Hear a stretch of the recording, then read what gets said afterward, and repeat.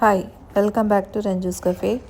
ഇന്ന് നമ്മൾ ഉണ്ടാക്കാൻ പോകുന്നത് കൽക്കട്ട സ്റ്റൈൽ ചിക്കൻ ബിരിയാണിയാണ്. വളരെ ഈസിയാണ്. അപ്പോൾ എന്തൊക്കെ ഇൻഗ്രീഡിയൻസ് എങ്ങനെയാണ് ഉണ്ടാക്കേണ്ടതെന്ന് നോക്കാം. വളരെ എളുപ്പത്തിൽ ഉണ്ടാക്കാൻ പറ്റുന്ന ഒരു ബിരിയാണിയാണ്, നല്ല ടേസ്റ്റിയാണ്. ഇതിൻ്റെ പ്രത്യേകത എന്ന് വെച്ചാൽ അതിൽ നമ്മൾ ഉരുളക്കിഴങ്ങും കോഴിമുട്ട ഇടും. അപ്പോൾ എന്തൊക്കെ ഇൻഗ്രീഡിയൻസ് എങ്ങനെയാണ് ഉണ്ടാക്കേണ്ടതെന്ന് നോക്കാം. ആദ്യം നമ്മളൊരു പാത്രം എടുക്കുക. ഞാനിവിടെ 1 കിലോ ചിക്കനാണ് എടുത്തേക്കുന്നത്. 1 കിലോ ചിക്കനിൽ മാരിനേഷൻ ചെയ്യാൻ 3 ടീസ്പൂൺ ജിഞ്ചർ ഗാർലിക് പേസ്റ്റ്,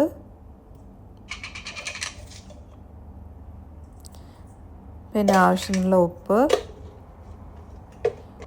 പിന്നെ 2 ടേബിൾ സ്പൂൺ തൈര്,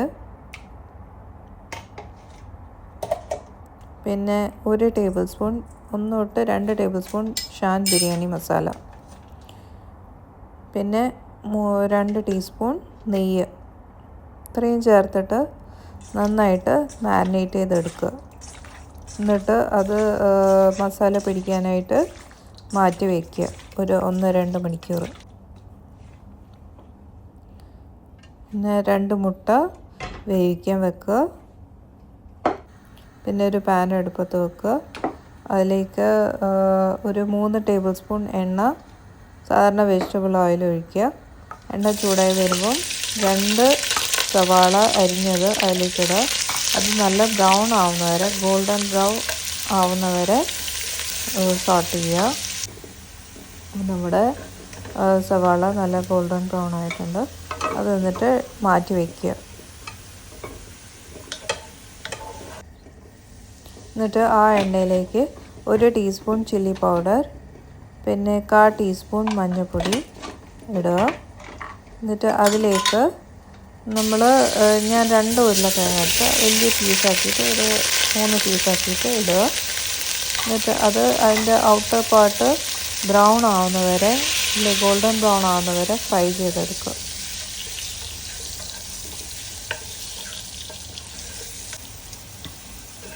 എന്നിട്ട് അതും മാറ്റി വയ്ക്കുക.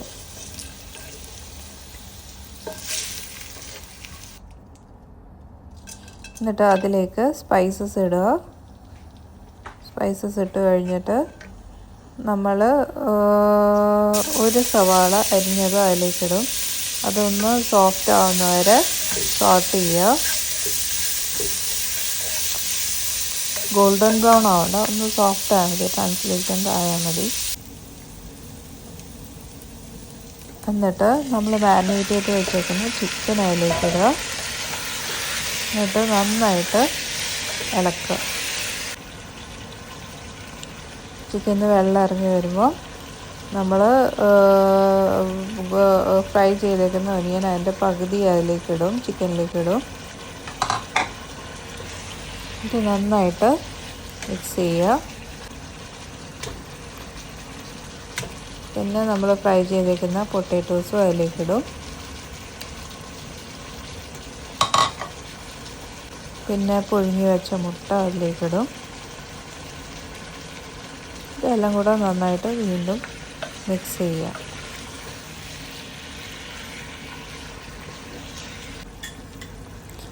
ഇതിലേക്ക് സാഫ്രൻ മിൽക്ക് ഒരു 3 ടേബിൾ സ്പൂൺ ഒഴിക്കുക.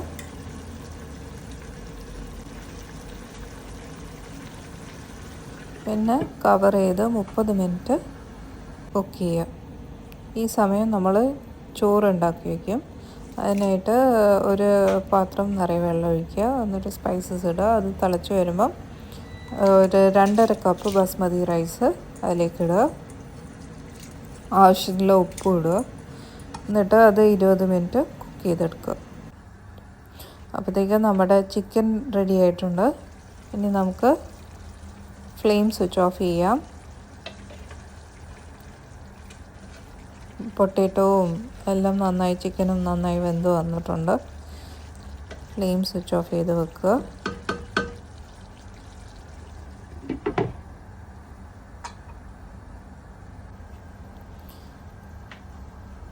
റൈസ് നല്ല വെന്ത് വന്നിട്ടുണ്ട്. ഇതൊന്ന് വെള്ളം വാർത്തിട്ട് വെക്കുക. ചോറ് മാറ്റി വയ്ക്കുക. ഇനി നമ്മൾ ചിക്കൻ ഗ്രേവി ഇത്തിരി മാറ്റി വയ്ക്കും.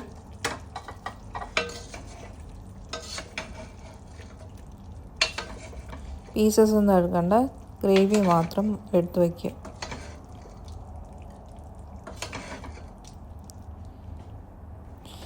എന്നിട്ട് അതിൻ്റെ മുകളിലേക്ക് റൈസ് നമ്മൾ പകർത്തും സ്പ്രെഡ് ചെയ്ത് വെക്കുക. അതിൻ്റെ മുകളിലേക്ക് നമ്മൾ മാറ്റി വെച്ചേക്കുന്ന ഗ്രേവി റൈസിലേക്ക് ഒഴിക്കുക.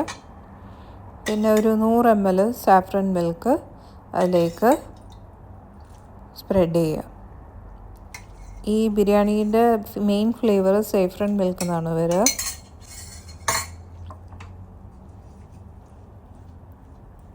ഇത് സ്പ്രെഡ് ചെയ്ത് വെക്കുക, റൈസ് സ്പ്രെഡ് ചെയ്ത് വെക്കുക.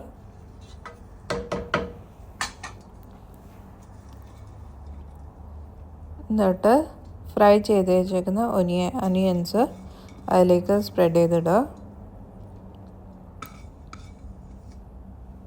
ഇനി നമ്മൾ ദമ്മിടും. അതിനായിട്ട് ഒരു അലുമിനിയം ഫോയിൽ പേപ്പർ കവർ ചെയ്യുക.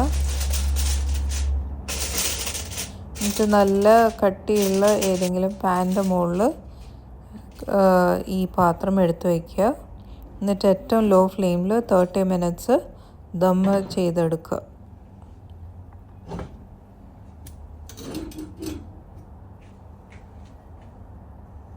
അപ്പോൾ 30 minutes കഴിഞ്ഞു. ഇനി നമുക്ക് തുറന്ന് നോക്കാം.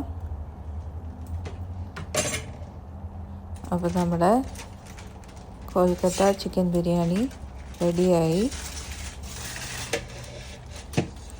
ഇത് നന്നായിട്ട് അടിയിൽ നിന്ന് ഇളക്കി എടുക്കുക. അപ്പോൾ ചിക്കനൊക്കെ നന്നായിട്ട് വെന്ത് ഗ്രേവിയൊക്കെ വറ്റി നല്ല ഫ്ലേവർഫുള്ളായിട്ടുള്ള കൊൽക്കത്ത ചിക്കൻ ബിരിയാണി റെഡി ആയിട്ടുണ്ട്. അപ്പോൾ എല്ലാവരും ട്രൈ ചെയ്ത് നോക്കുക. വളരെ ഈസിയാണ് ഉണ്ടാക്കാൻ, നല്ല ടേസ്റ്റിയാണ്, നല്ല ഫ്ലേവർഫുൾ ബിരിയാണിയാണ്. അപ്പോൾ please like, share, comment and subscribe and thank you for watching. ഈ ബിരിയാണി നമുക്ക് നല്ല റൈത്തേൻ്റെ കൂടെയും അച്ചാറിൻ്റെ കൂടെയും കഴിക്കാം. അപ്പോൾ എല്ലാവരും ട്രൈ ചെയ്ത് നോക്കുക.